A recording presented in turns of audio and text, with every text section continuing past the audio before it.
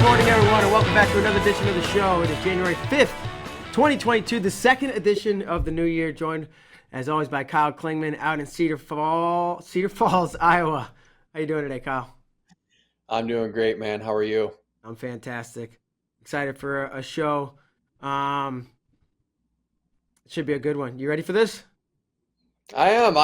Lori Ayres is awesome. I'm excited about what she's doing with the new Everything Women's Wrestling podcast. I have watched both all the way through. I'm a fan of the show, and I will continue to be a fan of the show. She's already had a couple good guests, and I'm excited to see who she's going to get on in the future. So I'm glad we can reciprocate and have her on the show so she can explain everything she's doing with the show. Absolutely. Let's bring her on. It's Lori Ayres. Lori, how are you doing this morning?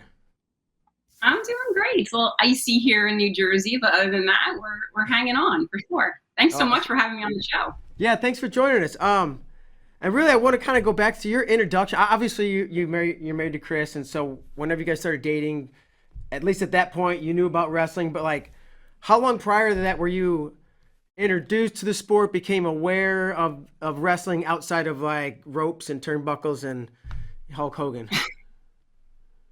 To be honest with you, I don't think I can think of a time when I wasn't involved in the sport of wrestling. So as a kid, it was a highly coveted sport in my house. Certainly conversations surrounded the topics like, oh, well, wrestling is that top level sport that you have to be at your highest game in terms of athleticism. And so it was something that my father was into, my uncle was into, my male cousins all wrestled. I got into it because I liked to get candy bars out of the concession stand every weekend. And so my parents would sort of keep us at bay with those long tournaments with the candy and all that kind of stuff.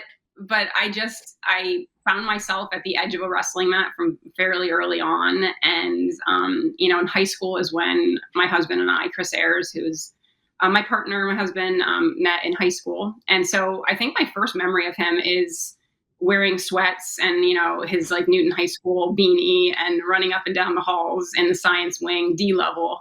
And he was just like, that kind of person that was in the gym all the time and working really hard. He wasn't that natural athlete. And so I think I just gravitated towards wrestling because of that. I didn't find myself being that natural athlete or that natural academic or scholar. I had to work at it. And so just the sport of wrestling and what it teaches you was something that I wanted to be a part of. But I definitely didn't see female role models. And so I played field hockey and I loved field hockey. I grew as an athlete as I got older. In fact, I think like up into my 30s, I kept, getting better and my athleticism grew. I just wasn't one of those natural athletes. But the sport of wrestling is all about that really. And so yeah, I wanted to be part of it. So I attached myself to Chris, and I hate to even say that because people are going to be like, oh, she's such a groupie. And she just like, was like all in it. But I watched his high school career. He went to Blair as a PG wrestler. So I got to experience, hearing about Jeff Buxton and some of the lessons he was learning there. Solomon Fleckman was also a coach of his. And then he worked super hard at Blair and was able to get into Lehigh. And so obviously, Greg Strobel was his head coach there, Pat Santoro. And we just, I think, had such an awesome experience being part of that program. He was great about sharing lessons with me. I remember the first time he met Greg Strobel, hearing about that. And, I think it was at hiking Pikes Peak in Colorado. And he came home and was like telling me how crazy Greg Strobel was and that he was like terrified to get into the room. And so, but, I feel like the Strobels were huge in me falling in love with wrestling. Mrs. Strobel, Donna Strobel, who of course has passed away, as well as Greg, and we're still, coping with the loss. But they were really great about making me feel seen in the sport and inviting me in, and the whole team was always invited to the house for different events and things like that. So I just fell in love with it. And then as Chris became a coach, an assistant coach at first, and then a head coach, I found myself becoming jealous of the experiences that they had, of the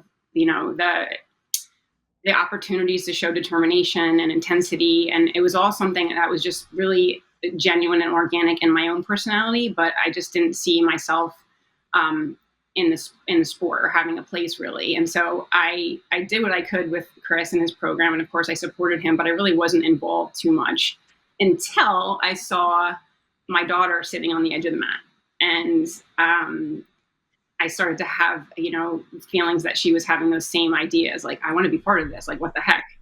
And she was drawn to it, and that is really what catapulted me into getting involved and doing everything up to this point. So. When you were in high school, and great recap. That was great. I love that. But when you were in high school, were there women, or not even high school, when you were growing up and or in high school, were there you didn't have any, role models really to look up to? Did you see other girls wrestle and as youth or high school, like one or another, or not much? So I did. We did have, I'll call her out, Pam Boyle was on our high school team at Newton High School, and a few others as well in the county. We were in the SAIL at that point. But I did see it. I was definitely not strong enough as, I think, a person to be my truest true at that point. I was really falling into stereotypical norms of, that sport really isn't for women. Why would they want to do it? Yeah. And I think the women who were doing it at the time had to be super brave, because when you think about how their path to success, or how you could be successfully included, it really depended a lot on the men who surrounded the program. If those men, those gatekeepers, were welcoming and wanted to make space for those women, it was successful. If they weren't, and it was a more traditional program where they felt like it needed to stay only boys, then you really had not a lot of options. And so I think the first time I had experienced wrestling on a higher level was when I was, I think it was after Chris had graduated from Lehigh, and we were at the New York Athletic Club. We were there, I think, for the Dave Schultz tournament, when I think it was held there. But anyway, I remember walking in, and I think Donna Strobel and I were talking, and she's like, "Oh, there's going to be women's wrestling here." And I was sort of like, wow, okay. And I literally can remember being in earshot, and this was the early 2000s, earshot of people talking so negatively about women's wrestling and really not knowing what to make of it. Sort of like that, like, why would women want to have their ears look like that? And why would they want to mangle up their faces? Like, these were things being said in the early 2000s. I'm sure they still say things like that today, but not in front of me anymore. But anyway, yeah, so I did see it, but I wasn't brave enough. I'll call that right out. I wasn't brave enough to go ahead and give it a go. And I regret that for sure. Sure. So, and you said, you said I was a little jealous because you didn't get to display maybe some of the things that Chris is getting to display. Did you get to at least do that in your field hockey days? You felt like that's how you competed and showed those things you were talking about? Yeah, totally. Great question. I love being aggressive and competitive, and I'm intense. That's like a word that definitely describes me for sure. And in athletics, I felt like I could be that. I felt like that was socially acceptable, right? On the field, I could, grit it out and grind it out and be tough. And then off the field, I felt like I had to compensate in some way and be way more feminine, or I don't know, just call out to do traditionally feminine things, because it was sort of this compensation of like, hey, I know you saw me out there doing that, like really aggressive, tough stuff, but I'm also, there's this side to me too. Yeah. And so it was hard to know how to fit in that way. And I think I've had so many conversations with so many female wrestlers about this too, the difference between fitting in and belonging. And I've read a little bit about this from an author I love, but like fitting in is like when you become part of something and you change yourself to be part of that, right? Like for wrestlers, maybe girls going into wrestling rooms, they might start to tuck their sweatpants into their socks, or only wear one knee pad because they think wearing two knee pads is, being a scrub or whatever. So we see women trying to do that instead of belonging, which is more of, this is who I am, and I'm showing up, and I'm going to be my truest true, and I want to be part of this, but I'm not going to change who I am. And so, and I hope as women come out and be part of these wrestling programs, they do that, right? Like, you can be yourself. You don't have to change who you are to become part of a wrestling program at your school or university or high school. So you left this off where like you saw your daughter on the side of the mat, maybe wanting to do what, you kind of said about yourself. Did she come to you guys and say, I want to wrestle? Did you approach her and say, hey, do you want to do this? Or how did that first conversation go? So our first conversation literally was me saying to Chris, hey, have you noticed that Chloe is literally here in your room all the time? Like, she doesn't leave. After you wash the mats, she's like, can I sit and watch more? Can I talk to so-and-so? She just loved it. And so when I asked him, he was literally like, really? You think she wants to wrestle? And so I was like, yeah, I think she does. So we approached her, and yeah, she literally, I think her response was like, yeah, can I, like, really? And, and Chris was like, of course you can, and so he was shocked. And I tell you, like, literally from that day forward, I thought that it was going to be a phase, and, the sport of wrestling is tough and it certainly isn't for everybody. But from that day, she has literally, it's been everything to her. It's been her absolute life. And so, but I do think that I'm be totally honest with you. I'm totally sick of the story of the coach's daughter becoming a wrestler. So I think what I saw, which I hated and also catapulted me into getting involved, was, Chloe had a million advantages. Like, she had after Chris got on board, and I certainly don't want to take anything away from Chloe. Like, I love her. She works her ass off and it's awesome. But once Chris got on board in our area, like, people were tripping over themselves to help her. So, like, she had a lot of coaches, like, you guys know who's around the Princeton program, a lot of people who were really, truly, like, in it to win it with her. And it becomes a little bit, and I don't think Chris would mind me saying this, a little bit of an ego builder for the coach, right? It's like, look what I've created here. Like, I have this, like, amazing, like prodigy who's, like, going to go out to these championships and beat boys and whatever. Sure. And so I also saw that, like, okay, she had some advantages in terms of knowing how to navigate the wrestling community. A lot of these women come out and want to be part of it. And those are the women that I'm like, wow, that awe me. And I think, not that Chloe doesn't awe me, she does. I certainly don't want her to watch this and be annoyed at me because she awes me too. But those women who don't have fathers that wrestle, don't have coaches that necessarily are, like, in their networks, and they still come out every day and brave those wrestling rooms and try to build something for themselves and for the sport, it's amazing to me. So I do want to call out that we all have, moms, we all have nieces or sisters or, people in our, or just friends that we admire athletically. So don't wait to have a daughter to support the sport of wrestling. Definitely, like, take our word for it. Once you get involved and you're connected to it, it's awesome.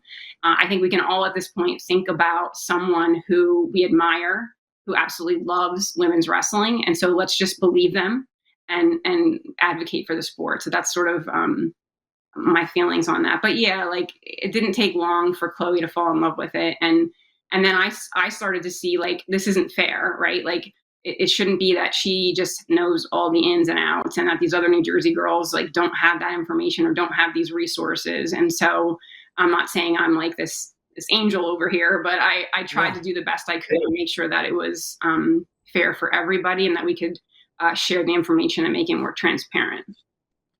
That's it. She said, you thought it was just gonna be a fad, and she was, like, hooked right away. Yeah. How, I don't know, when did it become apparent to you that, oh, I was wrong? Like, she's all in, and it probably forever. And how did that make you feel, knowing that her life was, you knew what her direction, her life was going to be like? You know as well as anybody how wrestling kind of takes over. I was so excited. Yeah. I mean, Chris and I come from, I think it's fair to say, like, salt of the earth families, and both of us, I feel like the sport of wrestling has really catapulted us and given us chances to meet people and to grow as individuals, and like so many people have said before. And so for my daughter, when we moved to Princeton when she was 3, and everyone has heard now the story of Princeton wrestling, like, it hasn't been an easy journey, and Chloe's had a front row seat for our family and the ups and downs and the roller coaster of all of it. And so the dream when we were here, I remember, her, like, I worked at the beginning and I used to drop her off at daycare, and I remember her showing up in her, like, 3-year-old Princeton sweatshirts, and I was like, oh my God, how are we going to make this happen? And so much craziness. I could go into hours of talk about that, but the dream was to see her go to Princeton. I mean, that was my dream for her. And it was such a lofty dream. And I actually feel myself getting emotional even thinking back to it because, we don't come from that kind of experience. And so for my family and for the women of my family to now see that having the opportunities, being exposed to that kind of pathway was all it took to get one of our family members into a university like that. And so I don't know, it's just the sport of wrestling. I have seen it just really be such a great segue into so many different awesome opportunities for individuals, and women should be part of that too. And to see it firsthand through my daughter has just been a dream come true. Like, quite honestly, a dream come true. I can see how passionate you're speaking about all of this and the importance of wrestling, that the role that wrestling can play in our lives, right? And you like have had a front row seat in a lot of ways now, and how proud you are to see your daughter actually fulfill this dream of going to Princeton, like, and you wanting to make this give these opportunities, right, for others. Like, when did you then, my daughter's in wrestling, I'm excited, this is great, what it can do for her. When did you start getting involved beyond that, right, to give more opportunities, and what did that look like? That's a great question. So she started wrestling as a seventh grader, and then she did well, and she had like a lot of people who were sort of like looking at the technique of the middle school wrestlers at the time, being like, do this, try this will be, crazy. So she obviously did well really quickly. And then when she got to high school, she made her varsity team at 106. And New Jersey's really were spot on with wrestling in high school. So it was not an easy pathway. So she went to districts. And I remember being hopeful that first year at districts, like, she might have a chance here. And she didn't. She lost. And so it was very uneventful, right? Like, it was sort of this letdown. And I remember I'll be honest with you, I remember being pissed. I was like, this stinks. Like, I want something more for these women in New Jersey. Like, this is not okay. And then I started to think about how long we've been in this same cycle of like, oh, the like token wrestler or two on teams. And it was like, what are we doing here? And so, so Chris and I just started this conversation, in our living room one day, and we were like, we need to make this happen. So we started to do some research. We started to look into states that had been sanctioned and what that took. And so Joan Fulp and Andrea Yamamoto, who are part of the high school wrestling development committee through USA Wrestling, I had actually like one night just made this graphic because I'm a graphic artist on the side. And so I made this graphic that was like sanction PA and New Jersey. And I threw it up on the internet. And so I was shocked that the next day I woke up and I had like 60 or 70 shares. And for girls wrestling at the time, that was pretty cool. Yeah. So I thought, wow, there's something to this. Like, maybe if people are hungry for it. And at the time, actually, Kurt Kraser, who is like, an awesome advocate for girls wrestling in Pennsylvania, we had been in an event, and he threw down a bet. He was like, listen, like, between you and me, let's see if we can get our state sanctioned. So we'll start to work on it in Pennsylvania. You start to work on it in New Jersey, and we'll see who can get it done first.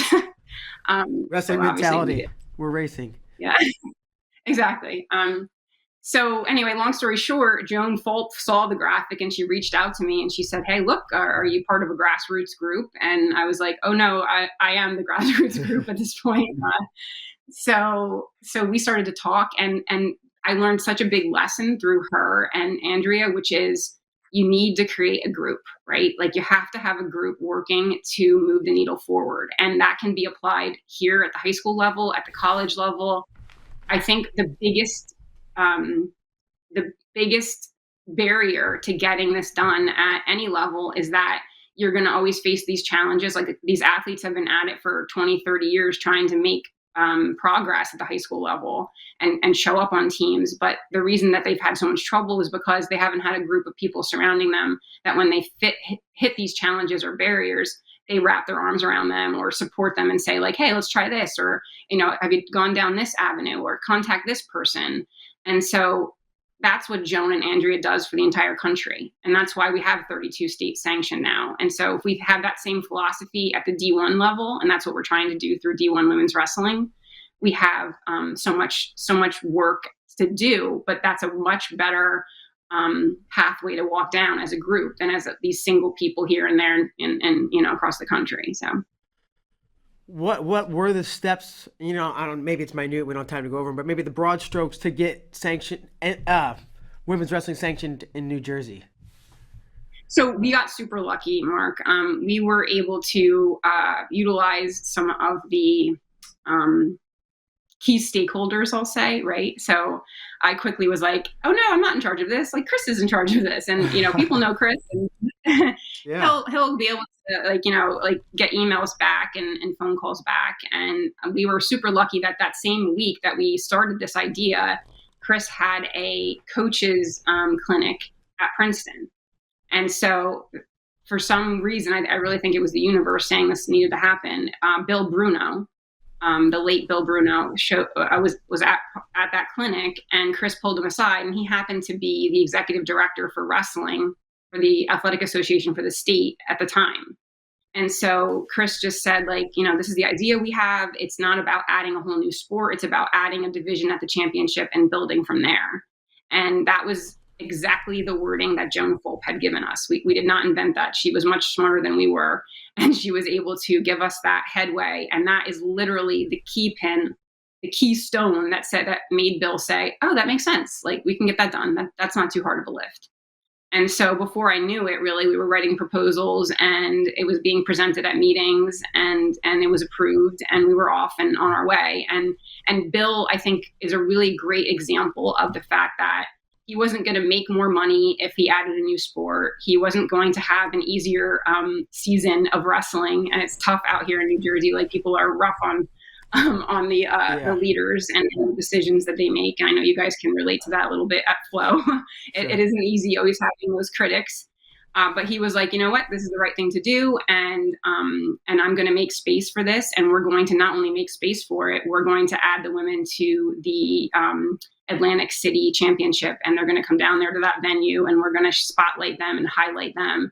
And I really feel like having that first championship there the first year was what catapulted us into this new stratosphere of really embracing women's wrestling in the state of New Jersey. And so Bill, I like to think of him as the godfather of New Jersey girls wrestling. I will always have a huge special place in my heart for him. He had my back and the back of the New Jersey girls. And yeah, I miss him. And he was just a great, great man. So good stuff. I love that. And is that a positioning or a tactic that can be applied to other states? We're not trying to add a new sport. We want a new division at the state tournament, and to really simplify it and maybe get it through stuff. And honestly, processes. That's what's happened in most states. In 32 states, that's been the proposal.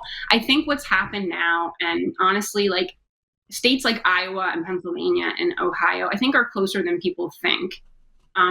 There are a lot of girls' sports that want to see that different groups want to see added to state athletic associations. There's flag football, there's ice hockey, there's rugby, there's all kinds of girls' sports that different organizations feel just as passionate about as we do with wrestling.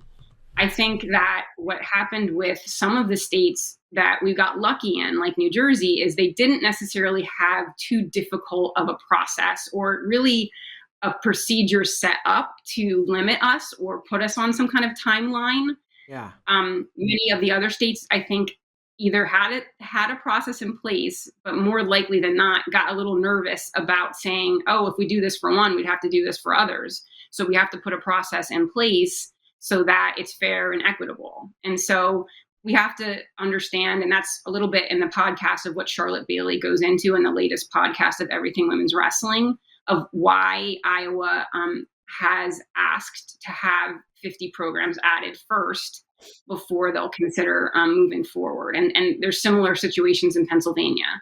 So the mentality could be either two ways, right? It's like either we scream from the outside and we break glass and we continue to yell, like, why isn't this happening? Yeah. Or we take that first step in the journey of 1,000 miles and we begin the process. And really, we have to give credit to those people in those states that are doing that. So Vanessa Oswalt in Ohio, and Brooke Zumas, Pat Tossi in Pennsylvania, Chris Atkinson, Charlotte Bailey. There's so many of these individuals that are literally every day working their butts off to get this done. And so just wanted to call a few of them out, because it is tough work. And I think they're working way harder than we did in New Jersey. And yet in New Jersey, people are like, you're amazing. You did such a great job. It's like, we made a phone call and we wrote some proposals and they were approved. So those other people who are still at it for these so many years. Oh, Kira Berry too in New York, and so many others in New York. And the Macalusos in New York. Yeah, it's been a long process for them, and they're still at it. So yeah. So as it currently stands, they want Iowa to have 50 women's programs before they sanction it. Is that what you're telling me? And if so, how many do they have, roughly? I think Charlotte Bailey does a way better job of explaining it on the podcast. So I actually just recommend people listen to that, because I feel like I would not do the best job of explaining it. Yeah, that works. No, the podcast too. So, women's wrestling aside, what's it like being married to a wrestler and being the mother of a wrestler? And not a wrestler's coach, right? Wrestling coach, and being the mother of a wrestler. Like, I know how intense one career is as a coach or an athlete, and you're in the middle of both of them. Yeah, so I work full time too. I'm a 5th grade teacher, and so today I'm home. We have some COVID issues here in the Ayres house, and so it worked out to be able to jump on and talk with you guys. I love it. I love being part of it. I think I'm learning a lot. I like being able to help in the position I'm in right now with women's wrestling, because I feel like I certainly have so much to learn, and I learn a lot every day about the sport of wrestling, but I have my hat in a lot of different areas of wrestling. So I've been involved in D1 men's wrestling, it seems like forever. I know a lot of the key players there. I've built a network there. I've obviously been involved with girls wrestling with my daughter. My son, I have a 14-year-old son who wrestles as well in New Jersey. So we've done the rec thing, we've done the club thing. We've been part of all of that. I've been the uniform mom. Although I've given that job away, I'm not doing that anymore. So once you give it up, you're like, I'm done with this. I'm not doing it anymore. Right. So yeah, like I think I've learned a lot about the importance of growing networks, right? Yeah. I think what makes me a little unique is that I have such a diverse network.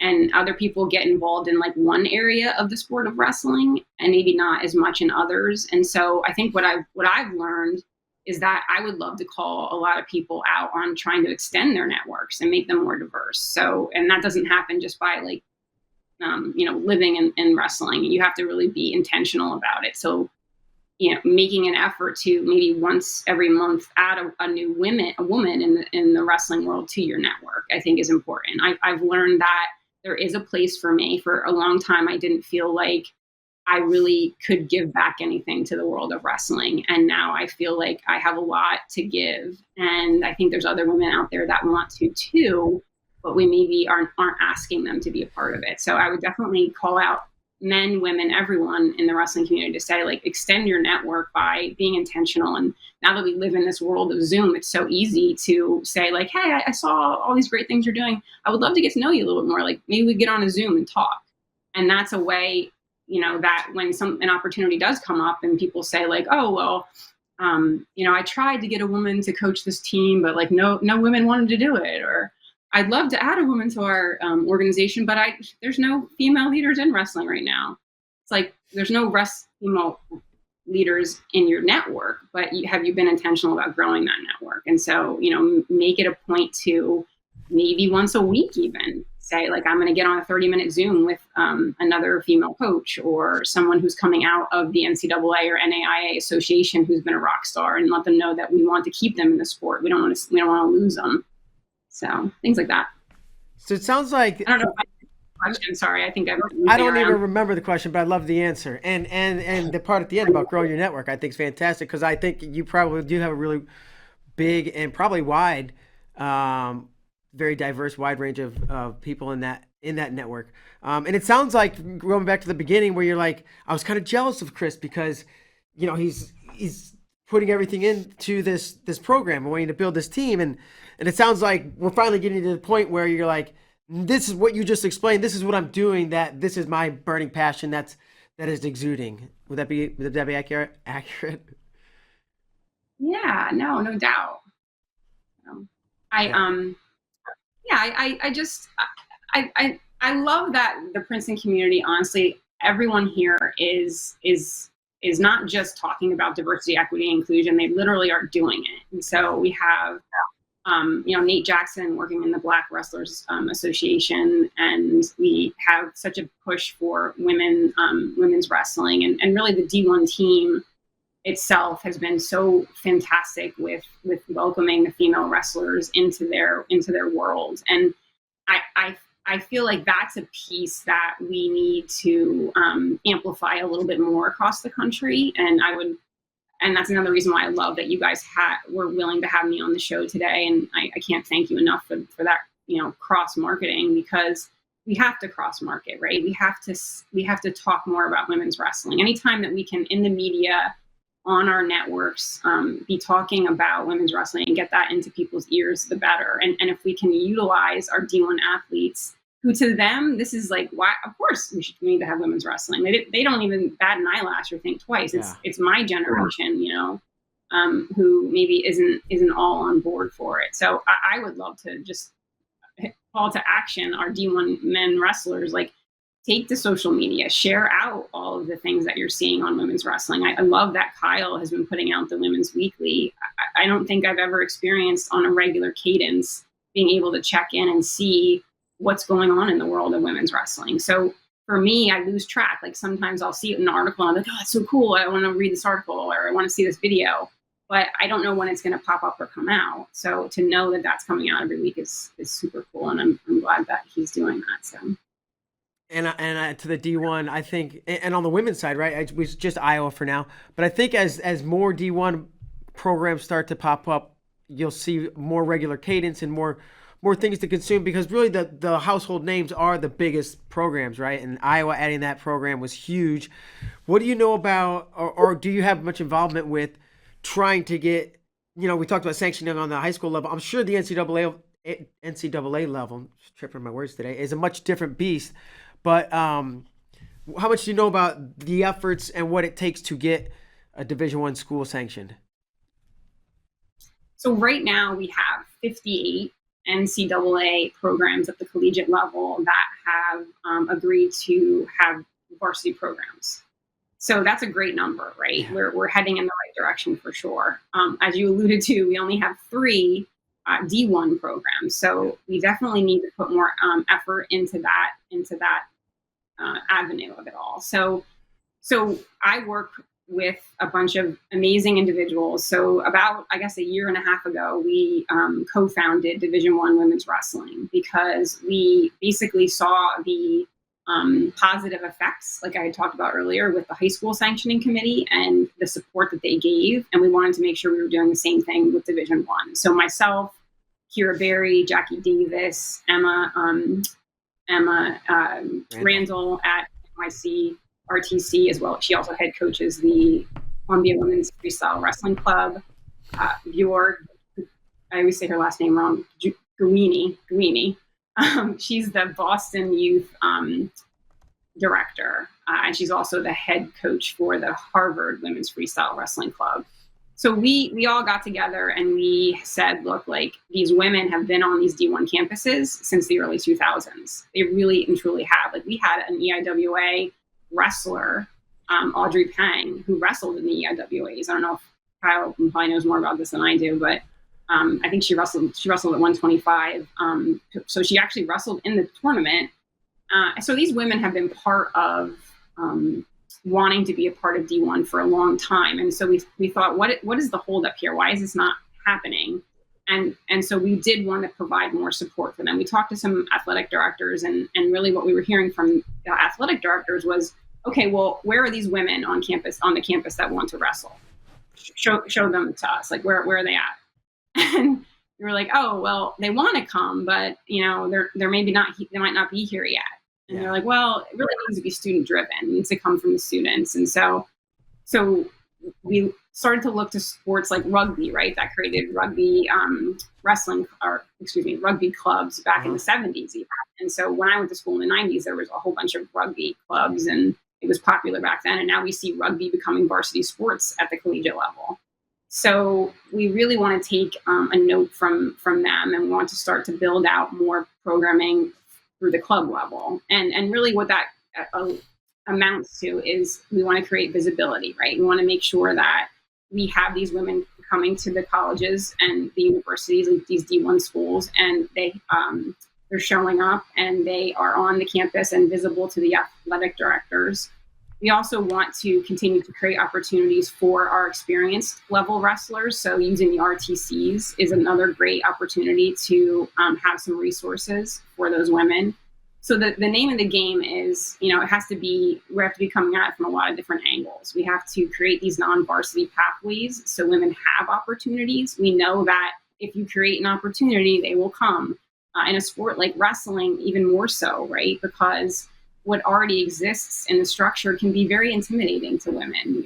Walking into a D1 room is not for everybody, let me tell you. Like it's it's not something that's going to be an effective route for all girls.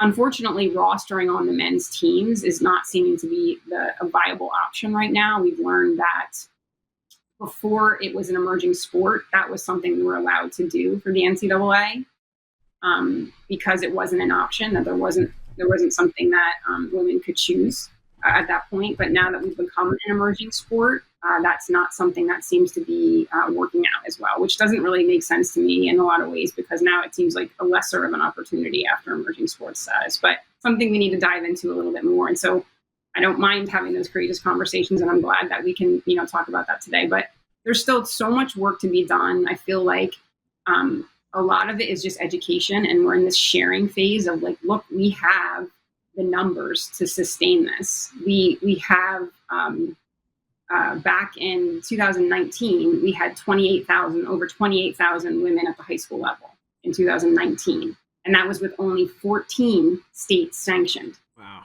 Now we have double that. We have 32 states sanctioned. And so you can imagine, like, if we think, well, if the states doubled, potentially we could double those numbers. We're at 60,000 athletes at the high school level for girls. Field hockey is at 60,000. So like this is a very, very viable sport. And, field hockey, I don't want to put down any sports, but field hockey has been sort of that same 60,000-ish number for years now. Women's wrestling is like this on the graph. So there's a lot of potential for growth. I was on a meeting yesterday and Rich Bender happened to be on the call, and he was so great. He pointed out too, had a great tidbit. Boys high school wrestling, we have about 240,000 boys at the high school level. And so I don't see any reason, and he said this too, like there's really no reason we can't hit that for girls with the same kind of infrastructure. Like you have a team of 30 boys at your high school, have a team of 30 girls. We could get there super quick. So the potential for growth and seeing women's wrestling, girls wrestling at the high school level really move up in terms of the sports with the highest participation numbers. In 2019, we sat at number 14. In 2019, according to the National Federation of High School Sports, which is the association that covers and puts out the rules for almost all of the states, their data said that we were number 14 in 2019 with 14 states sanctioned. So imagine where we're going to be when the final hydration numbers hit, and sort of after the pandemic, we're in good shape. So the bottom line is we can have these D1 programs. There is definitely the funnel of girls coming out to be part of them. And we need to start creating like now, like yesterday, so that we have these opportunities for these women. I love it. The fact that you said we're like tied with, right even with field hockey, I'm like, field hockey's... Not yet. Okay. So we feel about 60,000. Okay. And so in 2019, we were around 30,000. Right. With 14 states sanctioned. Now we're at 32. And now we're at 32 states sanctioned in 2022. Yeah. So we don't have the numbers in quite yet, but we're right there. The numbers would indicate we're close, if not there. We're getting a lot closer. And like I said, the trajectory of where we're headed is amazing. Yeah. Outstanding. Lori, on your inaugural podcast with Jackie Davis, you covered a lot of topics and you went through a lot of the things you're going to talk about. But from your vantage point, what are some of the misconceptions that people still have about women's wrestling? Misconceptions about women's wrestling.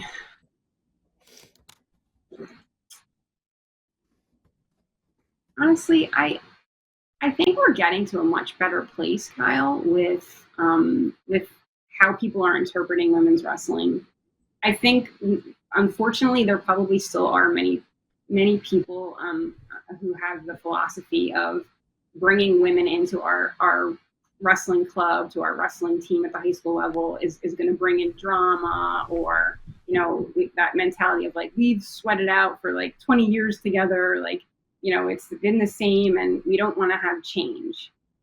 I think that's the toughest part right now, right? And I the funny thing is, I'll have conversations with people and they're kind of surprised when I say this, but I kind of get that, right? I'm not saying that I don't understand why change is hard here. I grew up in the sport of wrestling, and so there's big pieces to it that I don't want to see change either. Or I'm scared to see change by adding women in. It's understandable because the sport of wrestling is like a tribe, and I think that's part of the reason why I wanted to be part of it. I loved it so much and felt like such a sense of community. And when people who are 50 plus think about adding women's wrestling, I think that's the hardest right now demographic for us to sort of get on our side at times. They don't want to see change. They link the sport of wrestling to great men that have come before them, and they have those fathers or grandfathers ringing in their ears of how maybe they thought about girls and women's wrestling when it was much more stereotypical and much more I think universal in terms of people being negative about it. And so we have to say to ourselves, it's a new time, it's a new age, and even though it's scary, if we really sit and are intentional in thinking about it, we don't want to be exclusive in the sport. We want to create opportunities for everybody, and we know in our true in our heart that the sport is so great and it has so much to offer, and we don't want to keep that from women. And I think that's why what I said earlier is important, because what we see happening is once you're a coach and you have a daughter, you're like, oh wait, like I love her so much, and I want her to have this too. And so the problem is, like, if we keep waiting for only that to happen, because right now, I think, Kyle, one of my biggest, and I think I'm getting off the question you asked, so I apologize, but I think, and again, I had this conversation really recently with someone. It's really tough to be successful in the sport as a woman without depending on men. It really is. Like, you really, we tried to think in the conversation I had with this person, we tried to think of is it possible to be successful in the sport of wrestling and not really have men in your circle? And we kind of came to, no, it isn't. And so that really, I think, is powerful when you think about it, because the more men that we can get on our side, I think the faster this is going to happen. The more men that we can call out to be those allies, and not just allies when it's convenient, but if you are in earshot of people talking negatively about women's wrestling, open up your mouth and have a voice, right? If you're at a meeting and there's not a woman at the table, or a women's wrestling advocate at the table, you be the advocate at the table. If you look at an agenda that you're at a meeting at and there's not women's wrestling on the agenda, add it to the agenda, and don't put it at the bottom of the agenda, put it at the top of the agenda. Women's wrestling should be on an agenda of every call for wrestling. If we're really, truly going to do this, there's really a difference between being an advocate of the sport and saying you're an advocate. So I think there's a big thing going on right now where it's like people think they're advocates if they're not talking negatively about women's wrestling anymore. It's like, well, I'm not getting in the way of that. I'm an advocate. It's like, are you an advocate? Like, and so the question I think everyone needs to ask themselves is like, okay, can you verbally explain what you're doing, like action-wise, for women's wrestling and girls wrestling? Can you list off some things that you're doing right now to move it forward? And if you can't, then let's be still and conscious about your capacity to do something, and then what steps you're willing to take to do that. So that's, I think, a big piece of it for me. So I guess how I think to answer your question, maybe that's the best way to say it. Like, to think about, like, are you an advocate or not? And anyway, I don't think I answered your question. I'm sorry. You did. I thought you did. You did a great job there. When did you believe or think or maybe realize the trajectory, the growth, what could be for women's wrestling? Going back to the time when you were young to the time you met Chris, like when, or to what time when Chloe got involved, or since that you were like, oh wow, you know what? This, like, the potential for this thing is off the hook. I think so. Two things. I think seeing how much the women and girls just love it. Like they absolutely, like, just like you guys love it, they love it. Being singularly competitive like that, it's just, there's nothing like it. And the other piece that I've seen is Fargo. Like, if you can't go to Fargo and stand on the edge of these female matches and fall in love with the sport of wrestling, women's wrestling, then you don't love wrestling. You know, people are always like, oh, no one's going to watch these women wrestle. No one's interested in that. Oh, yeah. Come to Fargo and see, like, the fighting on the edge of the mats over some of these female matches. It's insane. And also some of the, you know, even I haven't been able to go to too many events this year because I feel like, you know, it's been challenging with COVID. But at the East Stroudsburg tournament for the Open that they had for women, it was so cool because it was men and women, and there was, you know, teams where they had dual teams, both men's teams and women's teams. The men were like standing on the side of the mat cheering for their teammates. They get so into it, and so, you know, it's just, there's no way that this is not going to grow, and we need to be better consumers. If you love the sport of wrestling, you're going to love women's wrestling too. Be better consumers. We have national duels coming up on the 6th and 7th, which Flo is going to live stream. And they're going to be amazing matches. And we all need to be tuning in and learning about these women who are coming out to advance our sport. They're stepping on the mat and they haven't had easy pathways. So let's celebrate them. Let's support them. Yeah. And to that point, duels are super exciting. And I guess maybe that's what you're alluding to. Watching the girls, yeah, that's exactly what on the sideline is as much fun as watching the wrestling on the mat. They're passionate and just like they're going nuts for them. Kyle? We are going to close this out, Lori, but we have a game that we like to play. It's called Sweat It Out. 5 questions. And in honor of your Everything Women's Wrestling podcast, it will all be about women's wrestling. Are you ready to play? All right. Well, I'm prepared for this. So I wanted to say to you guys, I'm going to play your reindeer game if you play my reindeer game. Oh, because absolutely. I am a 5th grade teacher, so I thought it would be fun for your viewers to see if you are both smarter than a 5th grader. So that's right. So if I get a question asked to me, then I will ask each of you a question. Let's play. Right. Let's do it. I like this. This is fun.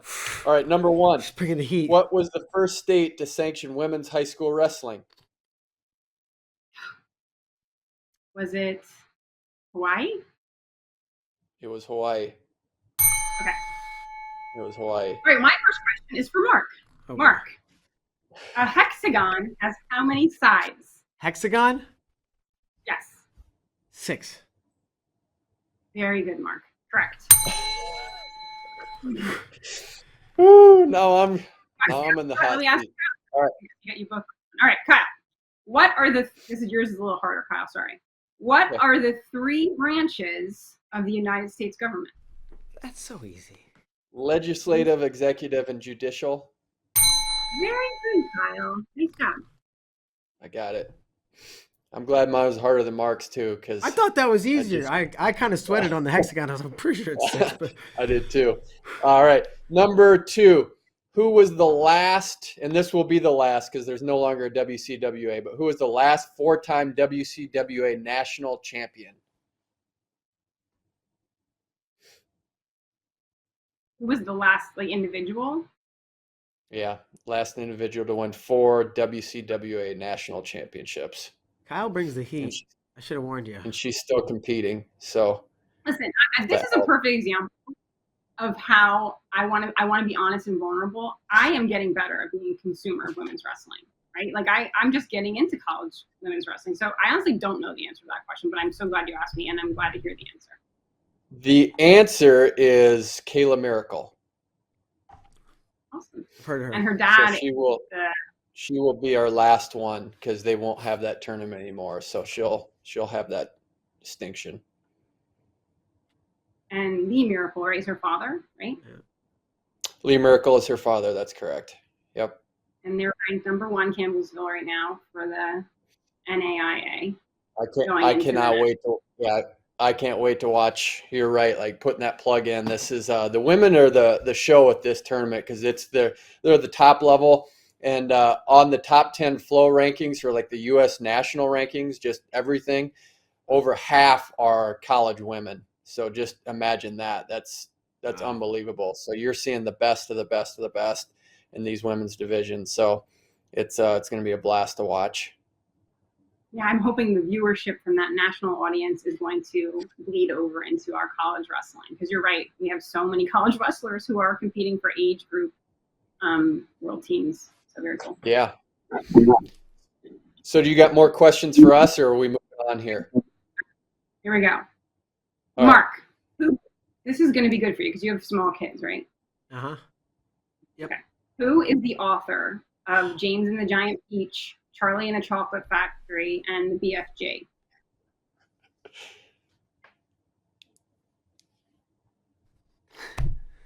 Walt Disney. I don't know. I don't know the answer. Roald Dahl. Roald. Yeah. Okay. All right. Wow. All right, Kyle. First. And this is a great question. Who is the author of the 1960 novel about social and racial inequity, To Kill a Mockingbird? I know this one too. Because I've read the book. After the main character, I'll give you the first name, Harper Lee. Harper Lee. Very good. Yeah. See, I know Boo Radley, and I know all the characters. I know that. Who was it? Robert Duvall played Boo Radley, I think, in the movie. So I know all that, but I can't come up with Harper Lee. So good question. So fifth graders know the answer to these? This is fifth grade. Not that one. Okay. I'm like, state capitals, please. Listen, that question was actually listed as a first grade question. So. Wow. Yeah. I love this. For you, number 3, what year did the United States win the women's team title at the World Championships? Oh gosh, again, I'm going to mess this up. What year did they win the World Team Trial or the World Team Championships? Yeah, it's the only time they've ever done it. Great question. I'm just going to say I don't know. I'd be guessing. All right, it is 1999. We won it as a team. Before that they made it an Olympic sport. Okay. Correct. Yep. Before they made an Olympic sport. Yep. In 2004 they did. So yeah. Okay, Mark. How many continents are there? North America, South America, Europe, Asia, Africa, Australia, Antarctica. 7. Correct. You're doing so good. You're smarter than a fifth grader. But Lori, or as smart as a fifth grader. Aren't they in the process of saying there might be another continent right now? I think there's actual proof like there might be another continent under the ocean. So we might have to look into that. I'm still saying it's 7, Kyle, but you're just trying to cheat me here. Shush. I am a little bit. You're right. So you're saying Mark was wrong. Is that what you're saying? That's what he's trying to guess. That's what he's trying to say. That's what he's always trying to say. It's okay. I'm saying he's right. I just wanted to add a little context. Yeah, that there's conversation right now. He's smarter than okay. We get it. You're smart. Plate tectonics, is that what it is? Okay, here we go. Kyle, the mountain range that includes Mount Everest is called?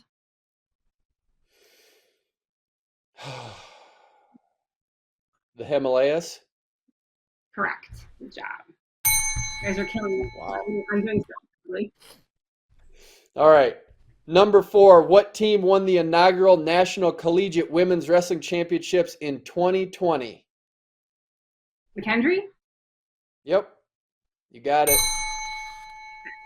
Nice work. All right, Mark, what kinds of animals can live both in water and on land?